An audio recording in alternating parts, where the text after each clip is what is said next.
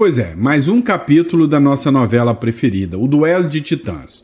Alexandre de Moraes contra Donald Trump tem mais um capítulo interessante. Vamos lá.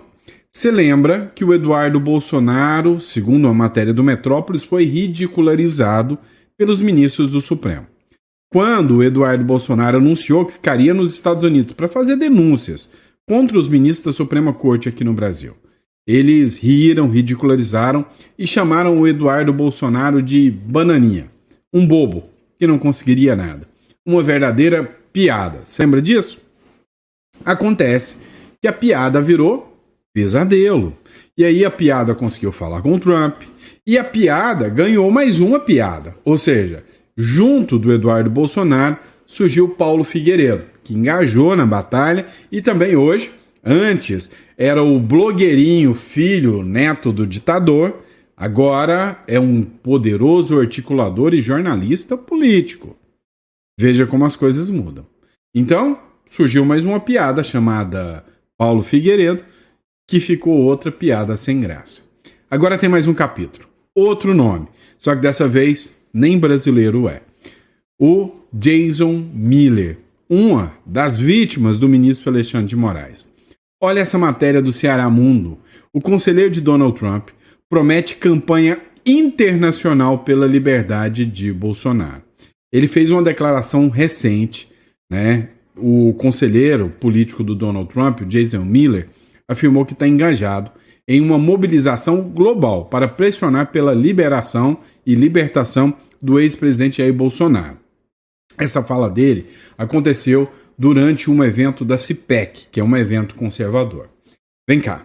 Então o Eduardo Bolsonaro disse que ia conseguir engajamento lá nos Estados Unidos contra o Alexandre de Moraes. Hoje, o Lorival Santana fez uma matéria dizendo o seguinte, olha, a Lei Magnitsky, o intuito dela não era nem tanto pressionar o Moraes, era para atingir o Brasil.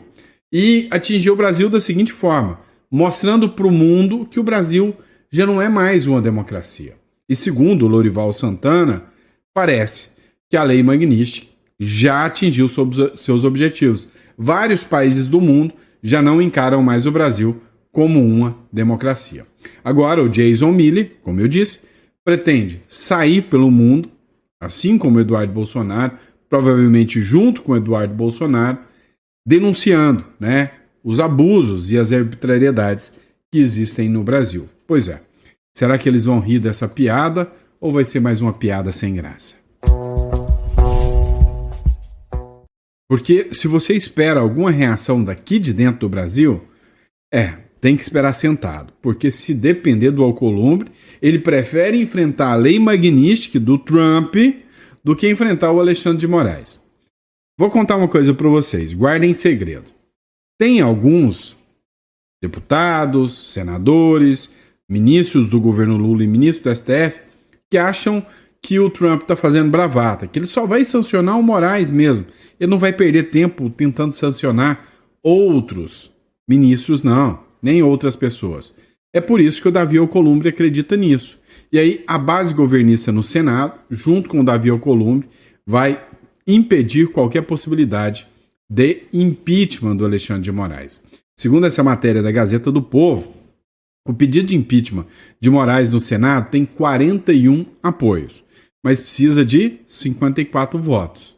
E esse cenário político que vem circundando ali é bem improvável, ou seja, a possibilidade de juntar 54 votos, tendo em vista a quantidade de pessoas que são alinhadas ao PT, é pequena.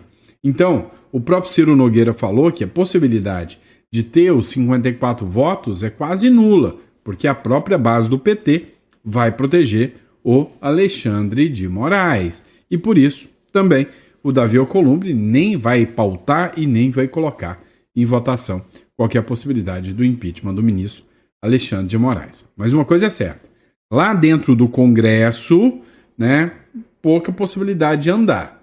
Agora, dentro do próprio STF, já há apostas de que eles estão rifando o ministro Alexandre de Moraes. Olha só, TV Foco BR fez essa publicação que diz o seguinte, o ministro Alexandre de Moraes, ele está na mira, né, dos demais ministros, que discordam das suas decisões e alertam para ele, em uma reunião em portas fechadas, que ele tem que baixar a bola, pisar no freio. Falamos agora do ministro Alexandre de Moraes. A informação é da jornalista Malu Gaspar, da Folha de São Paulo, que informa que ministros, colegas de Alexandre de Moraes, ficaram incomodados com as recentes decisões por parte do ministro do STF em relação a tudo que envolve a trama golpista e também o pedido de prisão domiciliar por parte aí do ex-presidente da República, Jair Bolsonaro. A informação que chega, pessoal, que surpreende, é que pelo menos 2 ministros, o Gilmar Mendes e Luiz Roberto Barroso, tiveram conversas reservadas com Alexandre de Moraes para demonstrar um certo descontentamento, de acordo com a jornalista, na forma como Bolsonaro decidiu e tomou essa decisão, ou seja, pela prisão de Jair Bolsonaro, a prisão ainda que domiciliar nesse momento, porque eles falaram que o Alexandre de Moraes não consultou outros colegas da corte, bem como também não levou o caso para a Procuradoria-Geral da República. Tudo isso provocou ali um certo incômodo por parte de colegas. Outros colegas, de acordo com Malu Gaspar, da Folha de São Paulo, também teriam ficado incomodados com a forma como se sucedeu as últimas decisões de Alexandre de Moraes, bem como suas consequências, mas não teriam tido coragem suficiente para... Coragem não é a palavra, mas não tiveram ali uma abertura suficiente para falar sobre isso, até porque entendem que Alexandre de Moraes não reage bem diante de pressão.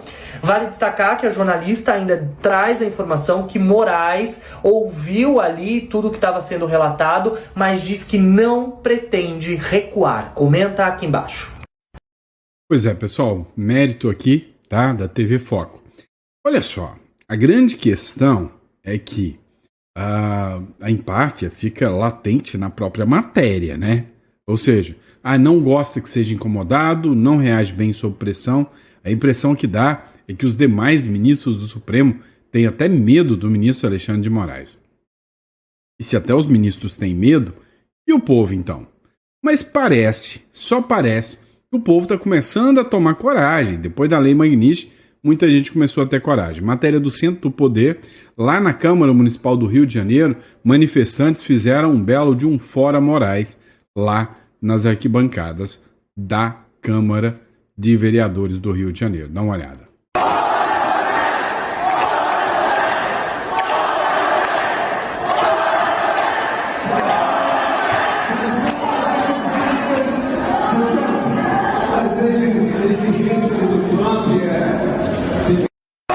Os vereadores estavam rindo muito, hein? Estavam bem felizes com as manifestações.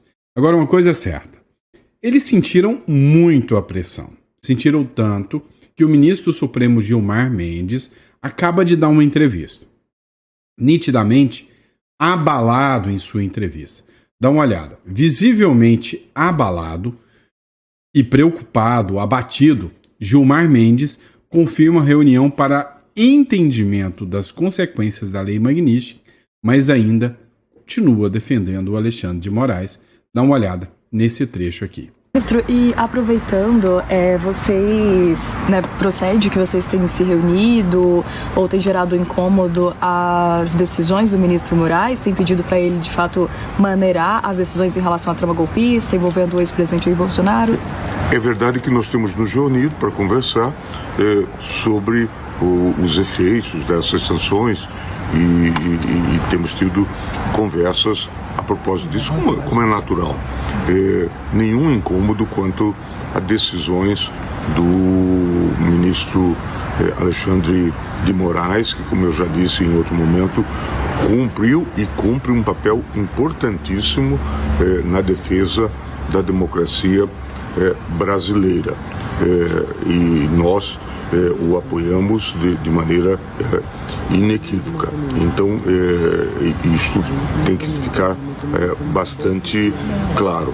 Nós estamos tomando decisões, e não são só decisões, ele é apenas o relator, mas estamos tomando decisões colegiadas, seja no pleno, seja na turma, em nome do Supremo Tribunal Federal. E vocês se reuniram também com banqueiros, já se sabe melhor os impactos da Lei Magnitsky, e amanhã tem a reunião do Eduardo Bolsonaro na Casa Branca. Temem mais sanções, não só ao Moraes, mas à Corte? Não estamos avaliando isso. Temos conversado sobre eventuais consequências dessas medidas restritivas e de como outros países têm lidado com elas, e somente isso. Ministro, e vocês têm noção, né, do quanto o ministro Gilmar Mendes pode ser impactado, né, o peso dessas medidas contra ele? Olha só, dá uma olhada nessa publicação aqui. O juiz que auxiliou o Alexandre de Moraes no STF reclamou: cara, não estou aguentando mais. Em áudio, um juiz que atuou com Alexandre de Moraes relatou que estava perdendo a rigidez mental e que a família estava extremamente prejudicada. Olha aqui o que aconteceu. Olha, realmente a coisa tá feia, viu? Eu não estou aguentando mais em termos físicos, psicológicos, emocionais. Eu não consigo dormir sossegado. Eu não tenho tranquilidade. Eu estou perdendo completamente a rigidez mental. O pouco que eu ainda tinha, viu? Realmente a coisa está feia, diz Vieira a Tagliaferro. Agora, desculpem, presta atenção nessa situação. Esses juízes estão por aqui com o ministro Supremo Alexandre de Moraes. A chance desses ministros, né, tentar, de certa forma, desses juízes que eram auxiliares do Moraes, tentarem, né, denunciar o que o Tagliaferro mesmo estava fazendo, é gigante. Dá uma olhada aqui o que publicou também o Vinícius Carrion, matéria do Mário Sabino. Um trecho conclui-se dos retalhos jornalísticos que os ministros do STF, inclusive os que mantêm silenciosos, acham que o colega está indo longe demais e que não subestimam o preço que lhe foi apresentado pelo governo de Donald Trump. Ou seja, ninguém acreditava, nenhum deles acreditava que literalmente isto aconteceria. Ou seja, que viria uma lei Magnitsky tão forte assim. Veja a publicação, né, do Mário Sabino. O STF se mostra incapaz de controlar Alexandre de Moraes. Ou seja, segundo matérias, publicações, o ministro Alexandre de Moraes se tornou um ser incontrolável. Inarredável o poder atribuído ao ministro. É o que se infere dos recados de ministros do STF e das confidências de assessores publicadas pela imprensa. Ouviram que todo mundo já sabia, pelo menos os ministros iludidos com a própria onipotência, que os bancos brasileiros não teriam como desobedecer a legislação extraterritorial americana, sob pena de serem alijados do sistema financeiro internacional. Ou seja, a ideia quixotesca de decidir que a lei Magnitsky não se aplicava ao Brasil deve ser totalmente arquivada. Ou seja, Estados Unidos não chegou para brincar, não. Os Estados Unidos chegou para fazer realmente a diferença para cima dos ministros do Supremo.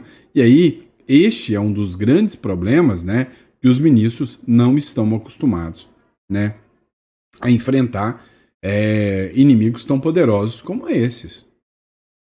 Vamos lá. Agora a gente vai falar de uma matéria do Metrópolis aqui também. Olha só, o líder do PL, o Sóstenes Cavalcante, foca no fim do foro privilegiado e diz que o PL da anistia foi adiado. Novidade para ninguém, né? Basta uma pressãozinha dos ministros do Supremo que a anistia vai por água abaixo. Mas dizem agora que tem uma nova meta, que é o fim do foro privilegiado. E eu já digo para vocês, ainda que o fim do foro privilegiado comece a andar, acho dificílimo os ministros do Supremo aceitarem. O líder do PL na Câmara dos Deputados, o Sóstenes Cavalcante, declarou nesta terça-feira que o foco da oposição é pautar a proposta de emenda à Constituição fim do foro privilegiado. Segundo ele, que se reuniu com o presidente da Casa Baixa, que é o Hugo Mota, e há um acordo feito para avançar com a proposta. Esses acordos aí, ninguém acredita mais, né? Tem que ser muito burro para continuar acreditando, né? E não dá para saber se é a oposição que está começando a jogar o mau caratismo em cima do povo, fazendo o povo de bobo com esses acordos que não resolvem nada, ou se eles estão iludidos. E você ficou bravo com o que eu falei agora, né? Mas sim, disseram, olha, vamos apostar no Hugo Mota, o Hugo Mota é bonzinho. Beleza. Dá um voto de confiança pro cara. Tentaram. Depois vem o discursinho de, olha lá, agora nós vamos fazer aqui uma paralisação. O Hugo Mota chegou e falou que vai pautar a anistia, temos um acordo. Era mentira. Agora vem e fala de novo, agora tem um acordo para o fim do foro privilegiado. Vamos ver, né, se cumpre acordo, mas acreditar em acordo do Hugo Mota, aí, né, é brincadeira, né, não dá para acreditar nisso, não. Mas vamos falar de uma matéria importante aqui, interessante também. Dá uma olhada nessa matéria do Metrópolis Política aqui. Moraes autoriza deputados do PL a visitarem Daniel Silveira na prisão. Você deve ter acompanhado o caso do Daniel Silveira comigo. O advogado do Daniel Silveira falou em risco de morte do Daniel Silveira, que ele estava dando febre, ficou incomunicável.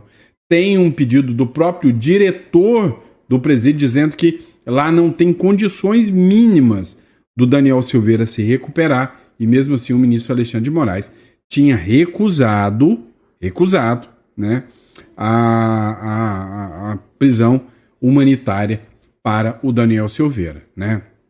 O ministro do Supremo Tribunal Federal, Alexandre de Moraes, autorizou nesta terça-feira que o líder do PL, o Sóstenes Cavalcante, visite o ex-deputado Daniel Silveira na prisão, até para poder ver como é que ele está.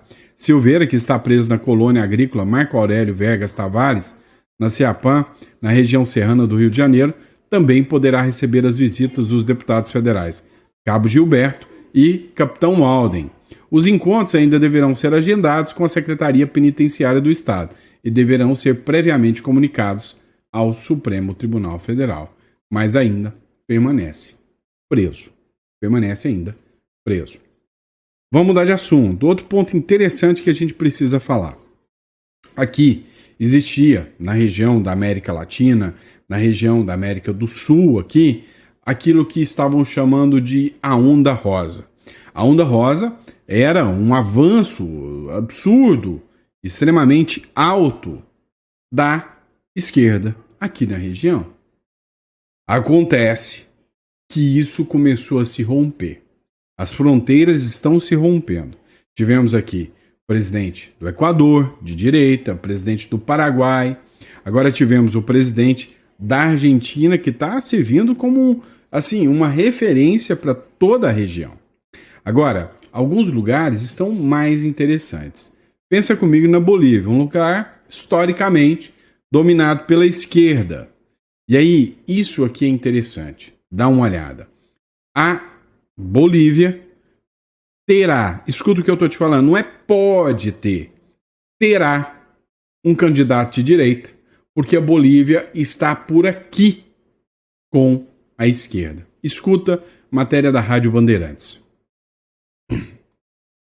17, a Bolívia vai às urnas e 2 candidatos da direita lideram as pesquisas. Um é o empresário Samuel Medina e o outro o ex-presidente Jorge Quiroga. É a primeira vez em 20 anos que não há candidatos da esquerda liderando as pesquisas e que não devem ir para o segundo turno das eleições bolivianas. Lembrando que Evo Morales não pode concorrer ao pleito por decisão judicial que limitou a 2, o número de mandatos presidenciais. A Bolívia passa por uma grave crise econômica causada por políticas intervencionistas e populistas. Há escassez de alimentos, combustível, falta de dólares para importações. O atual presidente Luiz Arce esgotou as reservas internacionais de dólares para sustentar políticas subsidiadas. Mesmo assim, a inflação no país é a mais elevada desde 2008, ficando em 25%. Arce, que é de um partido de esquerda, vinha importando gasolina, diesel e trigo pagos em dólar e vendendo no mercado interno a preços subsidiados. Agora que a divisa acabou, faltam produtos e longas filas em mercados e postos se tornaram constantes em todo o país. La Paz também não investiu para viabilizar a exploração de seus recursos recursos naturais, como lítio, gás e petróleo. Em relação ao gás, a Bolívia, que sonhou um dia em ser o Catar da América Latina e era a segunda maior reserva da região, depois da estatização do setor no governo Evo Morales, os lucros obtidos foram para políticas sociais. E olha, gente, no próximo domingo, dia 17... Entendam uma coisa. A esquerda é um verdadeiro câncer. É um câncer que já está sofrendo a sua quimioterapia. Pode ter certeza disso. Onde um governo de esquerda entra, a economia provavelmente será dilacerada. E essa onda rosa está caindo por terra, e eu disse que o Milei teria um importante papel. Vocês viram agora que a Bolívia, um país historicamente dominado pela esquerda, começa a cair. Outro país historicamente dominado pela esquerda chama-se Chile.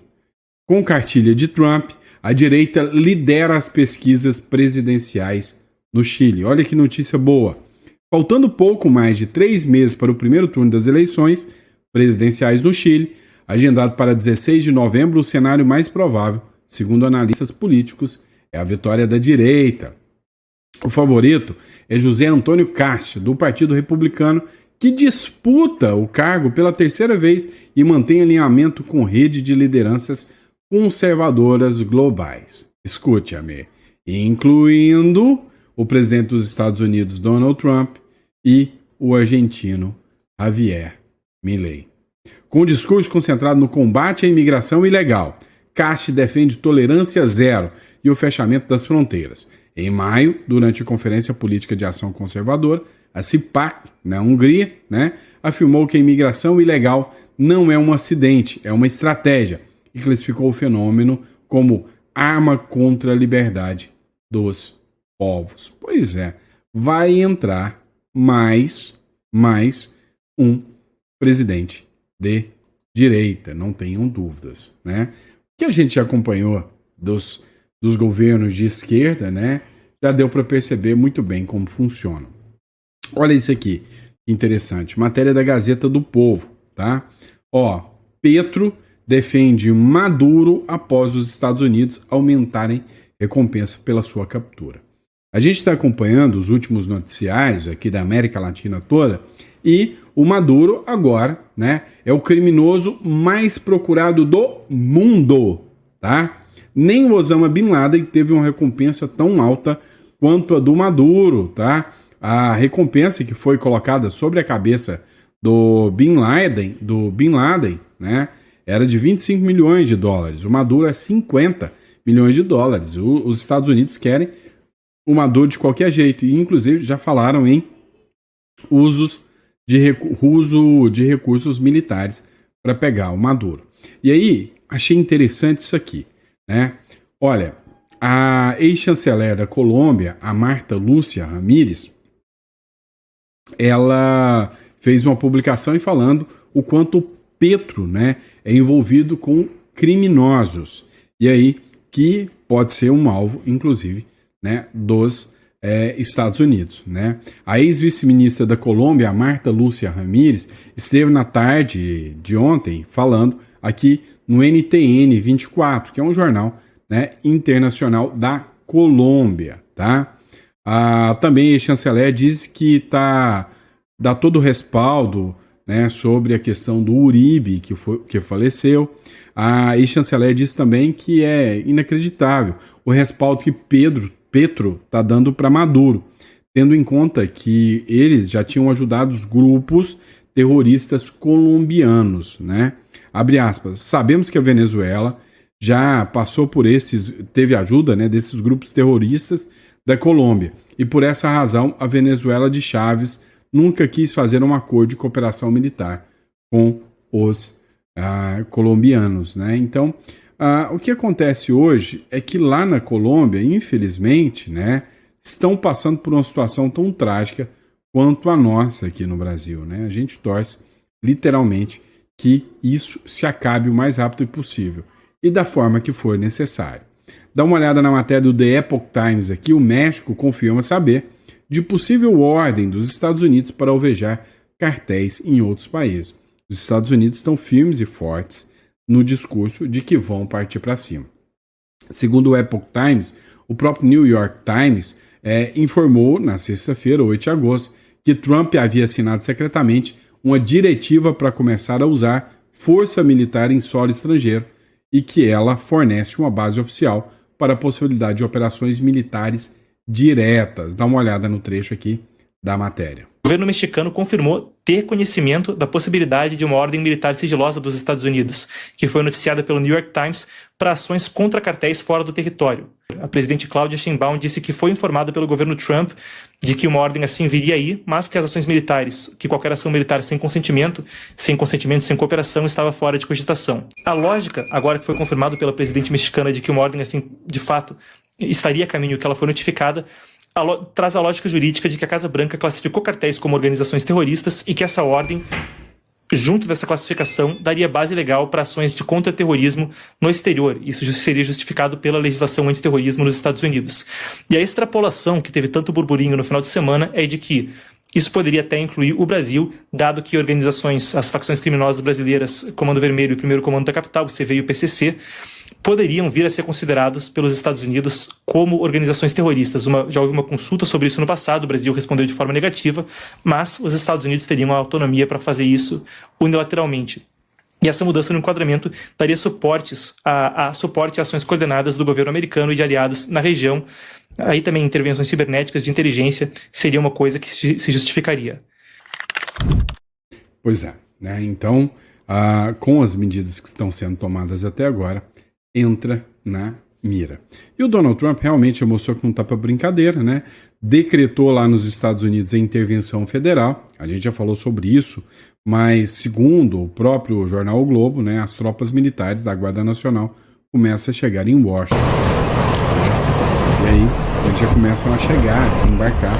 A medida, né, que foi anunciada pelos americanos, justamente, é que agora toda a Guarda Nacional começa a tomar conta da segurança de Washington, né? E a ideia é combater grupos do crime organizado, inclusive, né, o Cartel de Solis e também o Trem de Aragua, venezuelanos, que tomaram conta ali, né, da violência, né, do tráfico de drogas ali na região de Washington.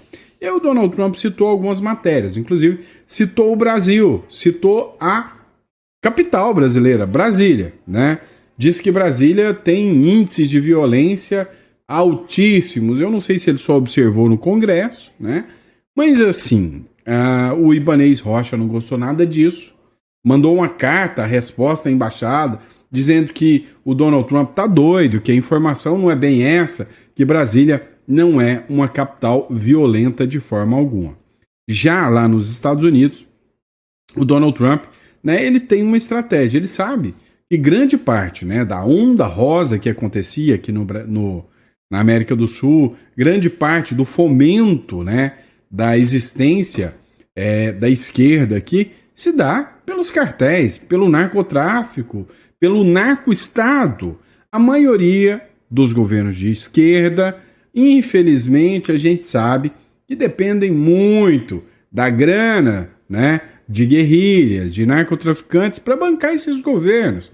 Ou você esqueceu da história do Hugo Carvajal, que está nos Estados Unidos hoje e prometeu fazer uma delação premiada sobre vários e vários partidos que receberam grana do crime organizado para fomentar, implementar e impulsionar a esquerda. Sem contar também, né, dinheiro que vem, né, de lugares não tão ortodoxos, né? Também a gente não pode esquecer a boa e velha USAID, né? O USAID, que é uma agência americana que foi utilizada justamente para mandar a grana do pagador de impostos americano para fomentar a esquerda no mundo. Ou seja, o Donald Trump entendeu o seguinte: para combater o inimigo, follow the money.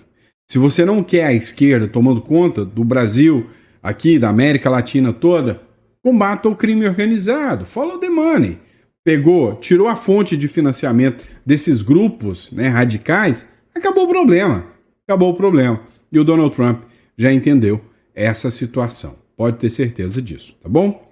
E é isso, pessoal. Muito obrigado pela confiança, pela credibilidade. Lembrando a você, olha, se você precisa entender um pouco mais sobre a holding, offshore, como isso funciona, como isso pode proteger o seu patrimônio, clica aqui na descrição. Nosso escritório está totalmente à disposição para agendar uma consulta para você. Ou se o seu interesse também é ter uma segunda opção, um plano B, converse conosco, tá? Também o Uruguai é uma ótima opção, tá bom?